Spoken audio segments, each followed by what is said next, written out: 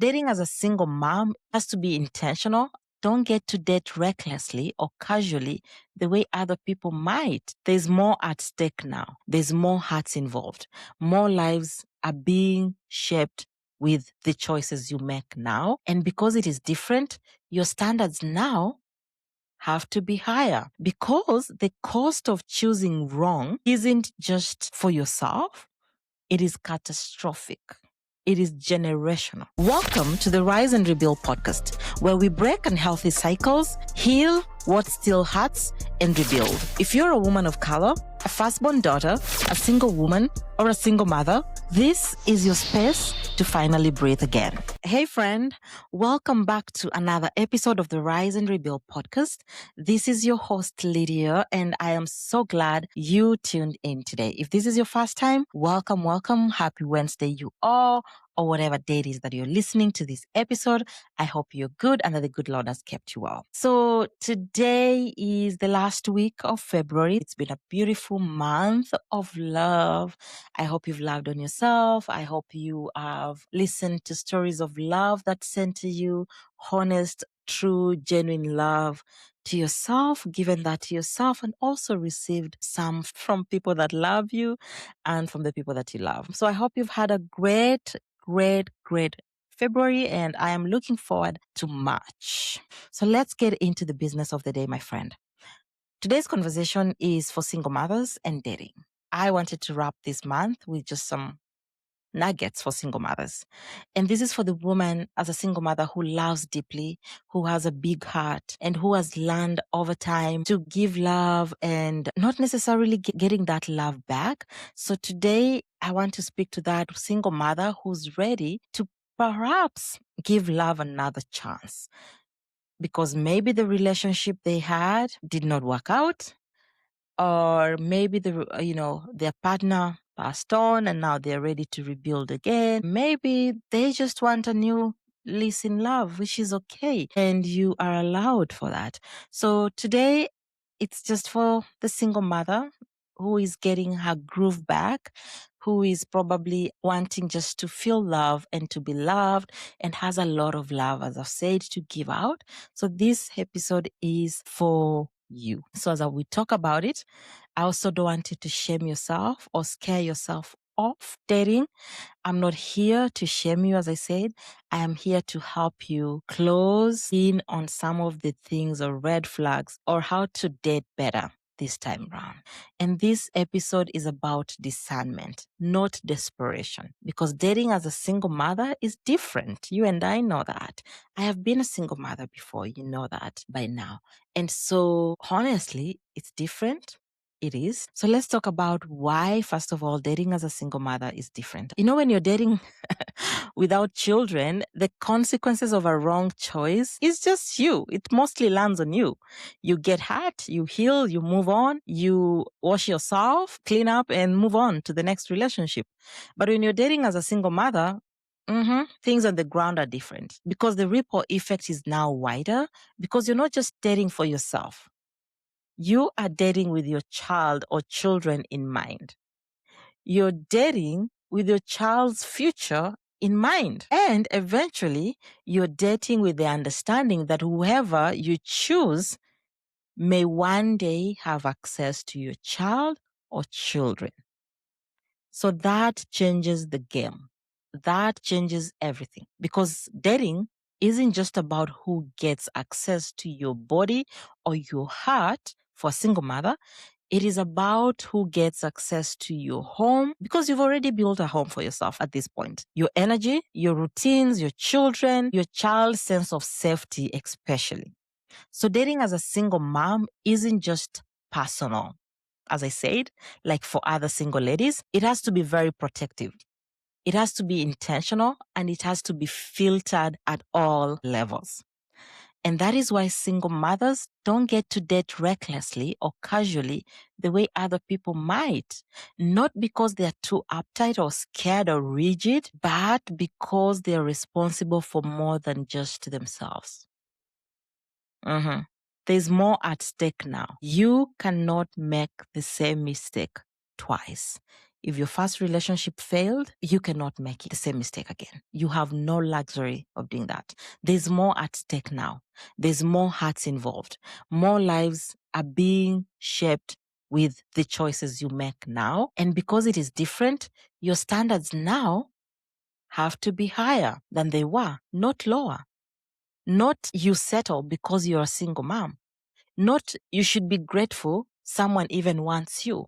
No, your standards now, they should be even higher because the cost of choosing wrong isn't just for yourself, it is catastrophic. It is generational. So your standards cannot be lower. And it is not because you're picky.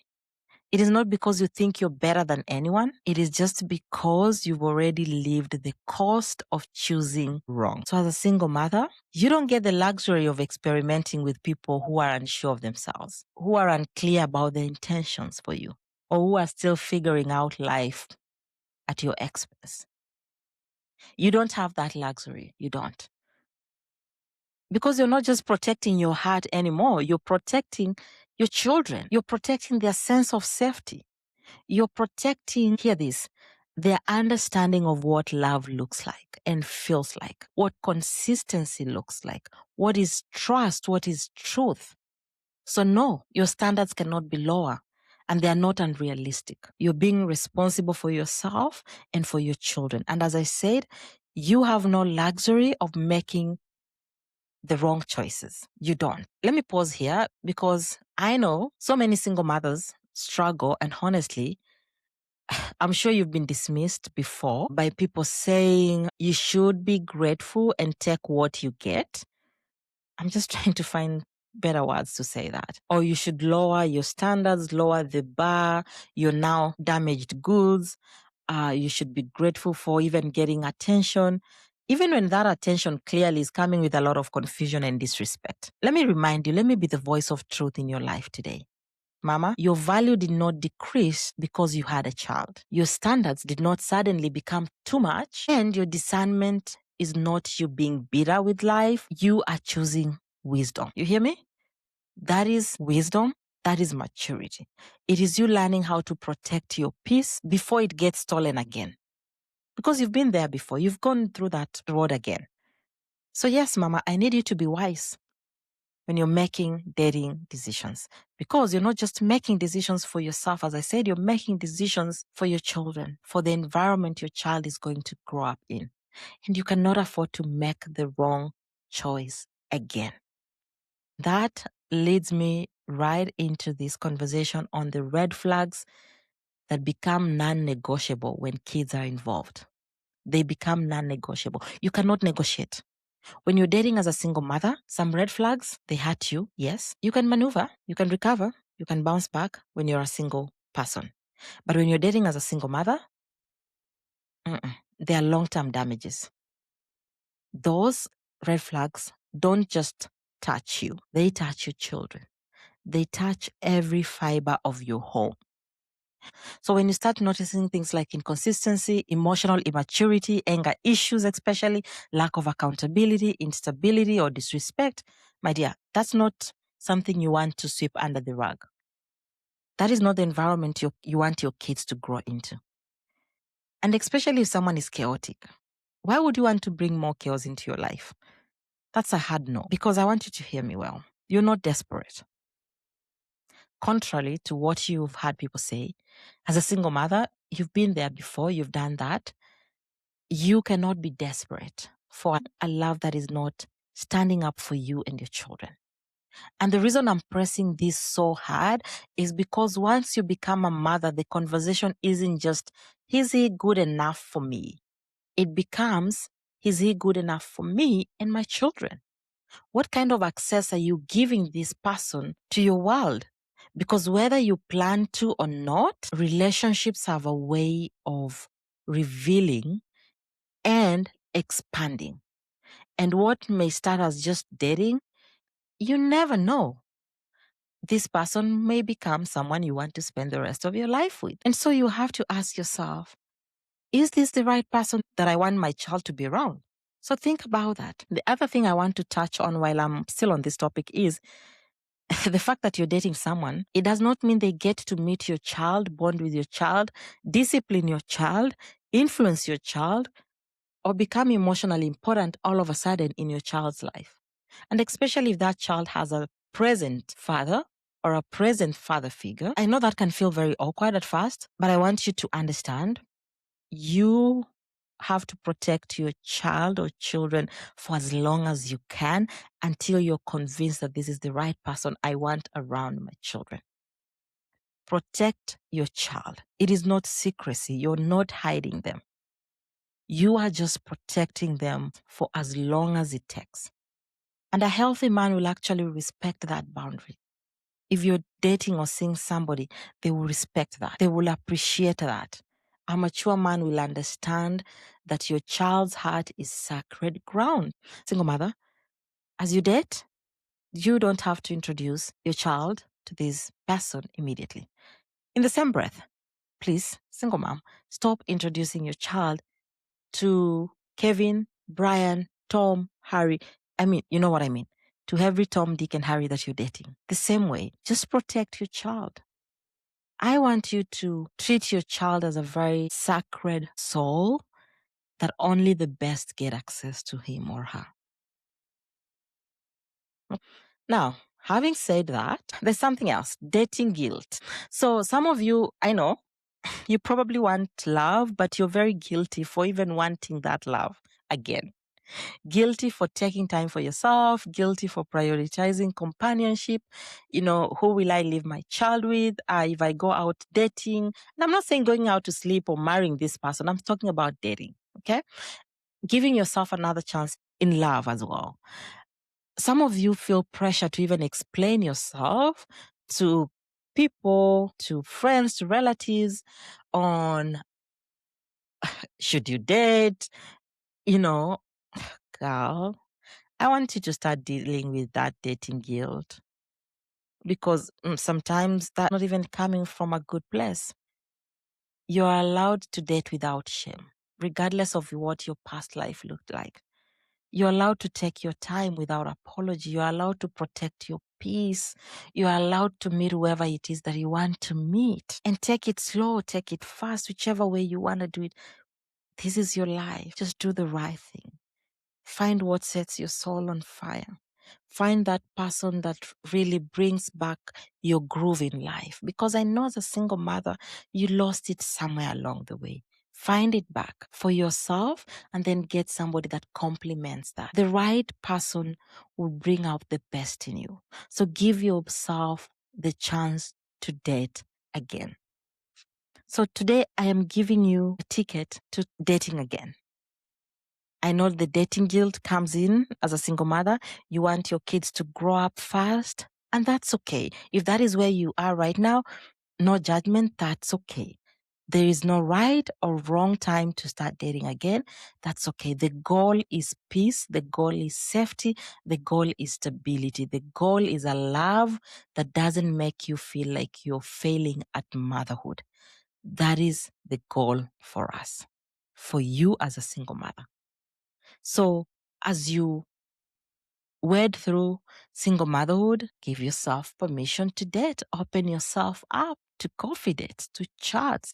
Don't be too uptight. Okay? And this leads me actually to another truth that I wanted to share is, and I'm saying this with a lot of love and not judgment. I thought twice about saying this, but let me say it. Being single is better than exposing your child to instability, by the way. I know society has a lot to say about single mothers. I know the pressure. I know the voices. Sometimes it comes from family. Sometimes it comes from church folks. Sometimes it's in social media. Always pushing the same storyline of any two-parent home is better than one. Children need a father figure at all costs. Just make it work. Just stay, pray for your marriage, pray for your family. I'm just talking about women perhaps who've divorced, who separated. You've had the narrative. Let me be honest, that sounds good on paper. And it sounds spiritual when people say it, but it is not always wise. Because peaceful single parent home is healthier than a chaotic two adult home. And a regulated mother, a mother who is emotionally steady, mentally present, not constantly anxious or drained, is safer than a mother who is constantly stressed, depleted, and slowly dying from the inside. So instead of you chasing things that are not going to provide stability, how about you chase stability for your child? Your child doesn't need to watch you tolerate disrespect, inconsistency, or physical and emotional harm just to say that someone is there. They don't need to grow up thinking love is walking on eggshells. They don't need to learn that marriage means your voice gets smaller and your pain gets normalized. Because the truth is, the love that costs you your peace or your life is not worth it. And I know people use spiritual tags on that, but Jesus loved single mothers. Hagar was a single mother, but guess what she said? I have found the God that sees me. I want you to go and read the story of Hagar. So no, mama, choosing peace is not selfish. It is not you going against the will of God. No, I am a strong believer that the will of God is for you to have an abundance life. And so if a relationship is emotionally, physically harmful, I don't think you need to keep up with that just for the sake of having somebody. That is just a by the way that I wanted to say. And I know dating as a single mother can feel very heavy with all, that the guilt that comes with that, the conversations. It can feel like there's a lot to consider, a lot to protect, a lot to hold. And that is true for most part, but also the biggest mistake that single mothers make when dating that I want you to avoid. Do not let the loneliness you're in right now rush your decisions while dating. Loneliness is human. Yep. Desire is normal. Wanting partnership is okay. But desperation that comes with loneliness has a way of blurring red flags. It can make you negotiate standards you worked so hard to build. It convinces you that you have to accept almost anything just for the sake of being with somebody. But when you start to heal, I want you to pause and ask yourself, am I attracted to this person because of the stability they bring to my life and my children? Or am I just romanticizing struggle? Am I bonding or trauma bonding over shared pain to this person? Instead of you being drawn to what is steady, what is stable, what is consistent, what is present, what feels safe, what has character. Remember the red flags we talked about in the last episode? I want you to go back and listen to those. So do not allow your loneliness rush you into making costly mistake. I want you to heal, because when you heal, your choices become clear. You now understand that dating has to be intentional because you're not just dating for yourself. So that is the one mistake that I want you to avoid as you start dating as a single mother. Do not confuse potential for stability. Do not ignore character just because you're lonely. That's all I had for you today, Mama. This year, I want you to rise up and rebuild your life. Rebuild in love as well. Audit your standards. Do not lower them. In fact, raise your standards because you have a lot to lose. You have a lot on the line. All right, Mama, you've got this. And from one mama to another, you deserve a love that honors you. We all do. It feels different. Trust me. It feels different. A love that is safe for you and your child. A love that is steady. My goodness, it feels so different. A love that does not even compete with your motherhood, but it covers it. It complements it. Can you start imagining that love for yourself this year and start speaking it into existence?